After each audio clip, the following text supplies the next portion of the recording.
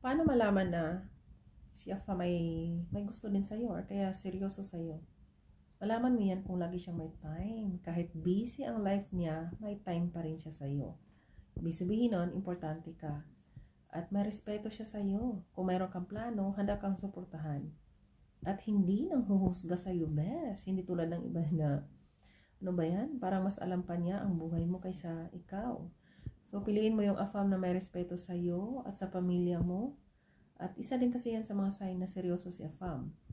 At higit sa lahat, may plano yan. Habang tumatagal kayo, lalong naging okay. And of course, magkaroon yan ng future plan with you. At yung afam na matagal na wala pa rin plano, ay mukhang friendship lang ang gusto niyan. Pero kung talagang may future plan na para sa inyo, seryoso yan.